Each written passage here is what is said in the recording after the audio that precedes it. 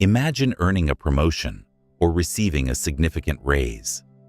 The instinctive thought might be, I think I deserve an upgrade, maybe a new car, a bigger house, a new closet, or that dream vacation. The truth is, this pattern, known as lifestyle inflation, could quietly trap you in a cycle of financial stress.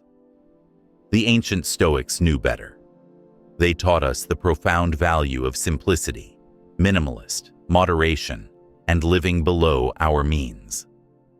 Before we delve into how to avoid lifestyle inflation, the Stoic secrets to living below your means, make it a point to watch this video until the end, as these secrets could help you avoid lifestyle inflation and teach you some secrets to living below your means. Share your experiences in the comments below, how you're avoiding lifestyle inflation and living beyond your means. And don't forget to like and share this video if you find these secrets helpful and insightful. Now let's get started.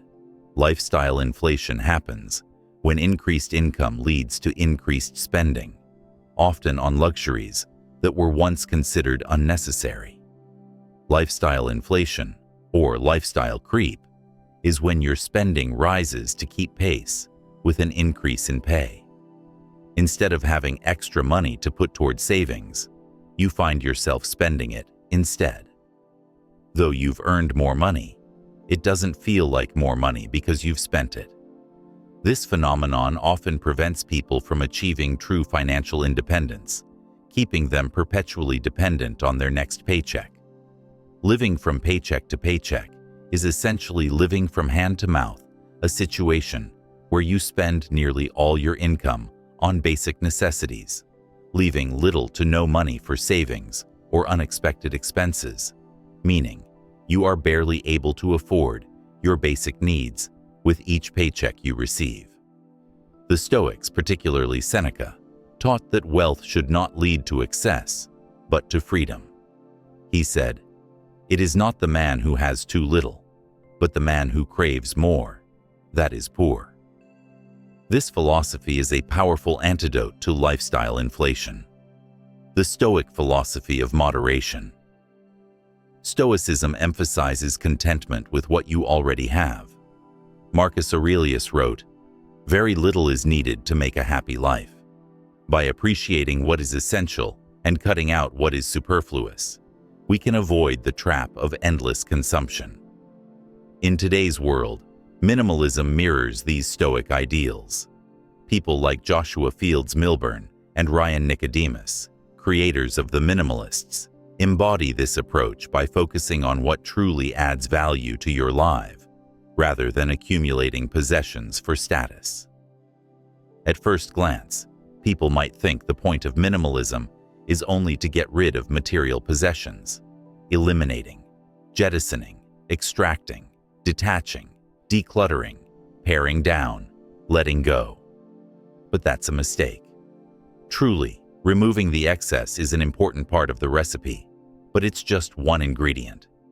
If we're concerned solely with that, we're missing the larger point. Minimalists don't focus on having less. It focuses on making room for more time, more peace, more creativity, more experiences, more contribution, more contentment, and more freedom. Clearing the clutter frees up the space. Minimalism is a tool to rid yourself of life's excess in favor of focusing on what's important, so you can find happiness, fulfillment, and freedom. Minimalism is the thing that gets us past the things so we can make room for life's important things, which aren't things at all. Achieving everything that is supposed to make you happy. Six-figure careers, luxury cars, oversized houses. That is supposed to make us happy, but it's not just about that. Want to own a car or a house? Great, have at it. Want to raise a family and have a career? If these things are important to you, that's wonderful. Minimalism simply allows you to make these decisions more deliberately. There are plenty of successful minimalists who lead appreciably different lives. Leo Babauta has a wife and 6 children. Joshua Becker has a career he enjoys, a family he loves, and a house in suburbia. Conversely, Colin Wright owns 51 things and travels all over the world. And Tammy Strobel lives in a tiny home and is completely car-free. Even though each of these people are different, they all share two things in common. They are minimalists, and minimalism has allowed them to pursue purpose-driven lives. But how can these people be so different and yet still be minimalists? That brings back to our original question.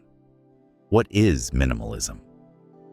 Minimalism is a tool to rid yourself of life's excess in favor of focusing on what's important, so you can find happiness, fulfillment, and freedom. Take Warren Buffett, a classic modern-day example.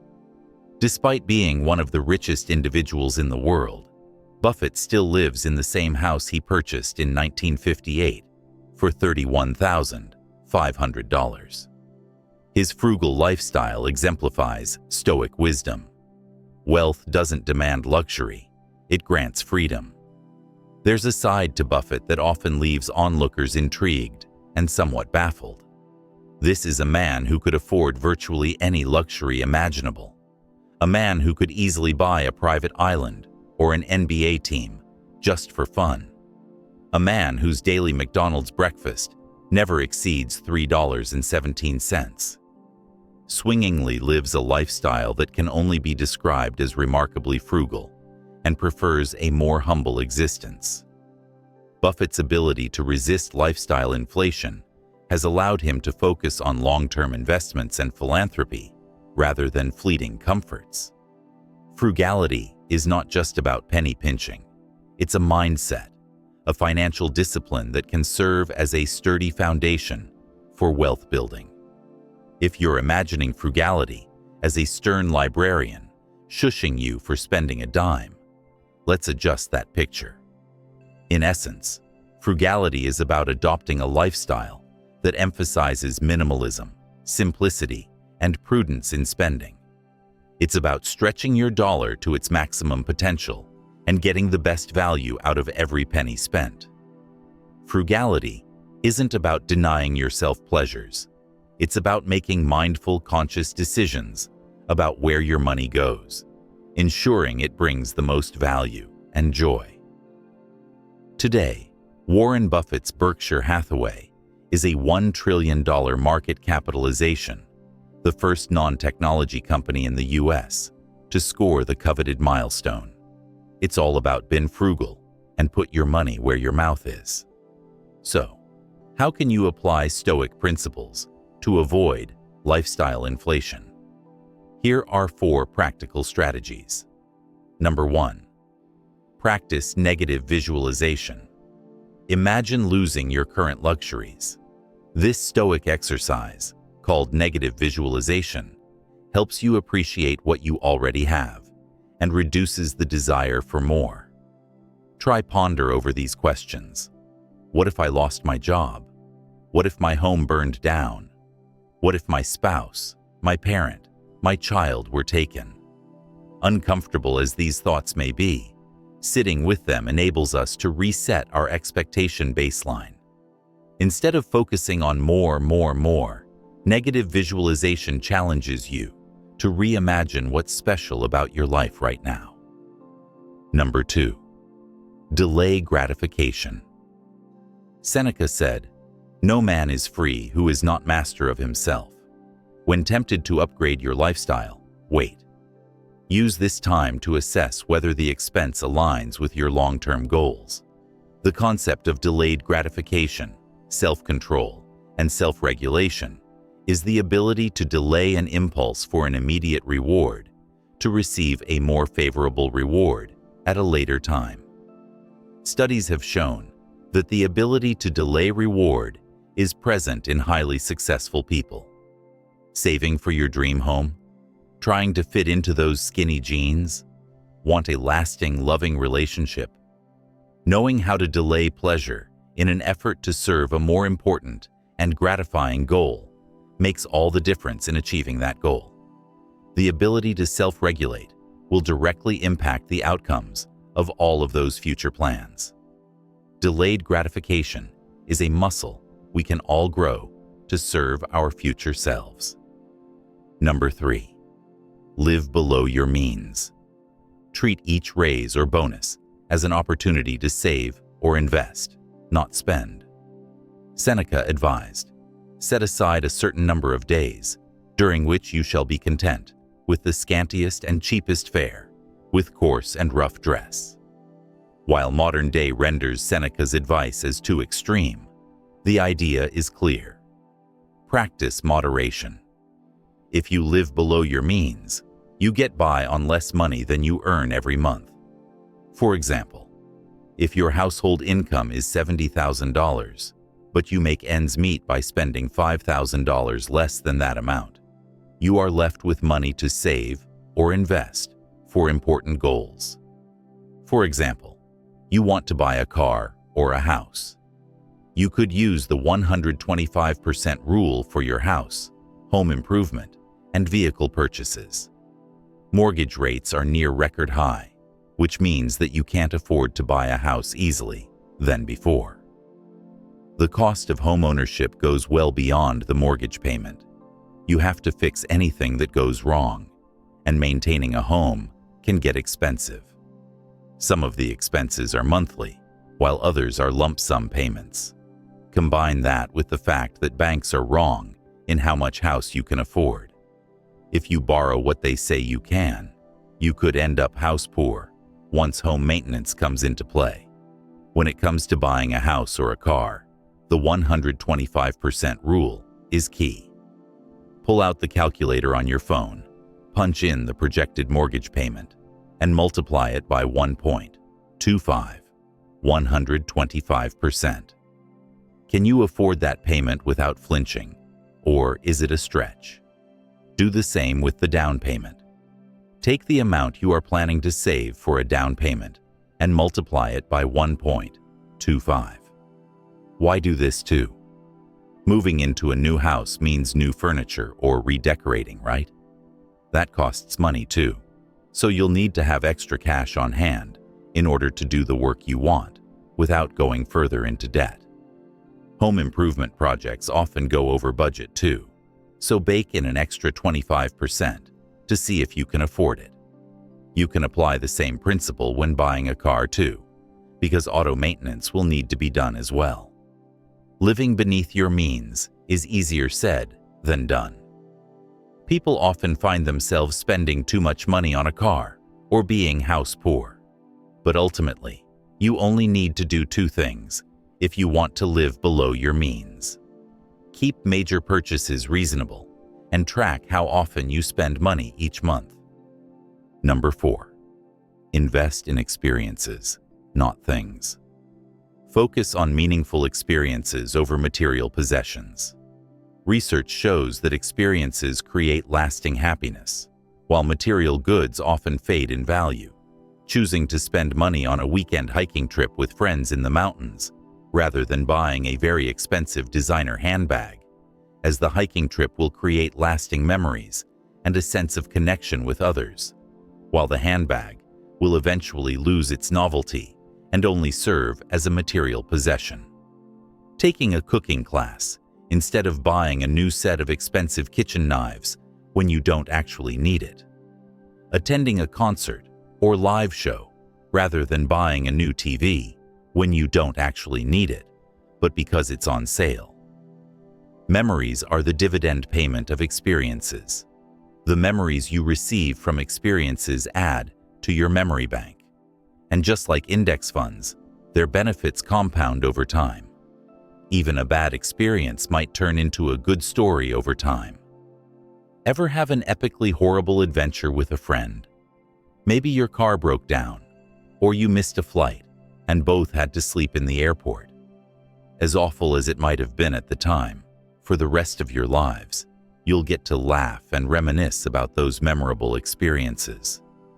We still need material things. I won't go so far to say that material things are the enemies of happiness. Obviously, we need those material things to exist in today's world. Perhaps you don't need the latest smartphone. After all, at the end of the day, you are not the balance of your retirement funds. We are the sum total of our experiences. Experiences with loved ones, with family, friends, and ourselves. So, let's make those experiences memorable. Spend your money buying experiences, not things.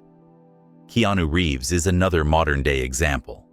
Despite a net worth exceeding $300 million, Reeves famously avoids ostentation. He rides public transport, donates generously to charities, and keeps his life simple. His humility and focus on giving back align with Stoic values of contentment and service to others. With a fortune of $360 million, he donated over $300 million to those in need, including $75 million from the Matrix earnings, to charity. By resisting lifestyle inflation, you can achieve greater financial freedom, reduced stress, anxiety, and the ability to focus on meaningful goals. These are the same virtues the Stoics valued: freedom from external pressures and inner peace. So, your next steps are a checklist of actionable steps to start embracing Stoic financial discipline. Number 1. Create a budget that aligns with your values. Number 2. Set long-term financial goals. Number 3. Practice gratitude daily to resist unnecessary cravings.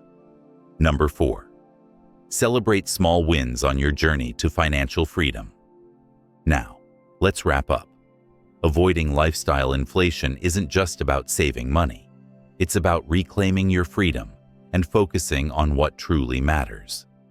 By applying Stoic principles, you can live below your means, find contentment, and achieve financial independence and freedom. If this video inspired you, hit the like button, share it with someone on their financial journey, and subscribe for more Stoic insights on living a balanced, intentional life. I would love to hear your thoughts, and if you have any experiences or advice, feel free to share it with our community. Until next time, stay Stoic and be part of the Stoic movement. See you in the next video.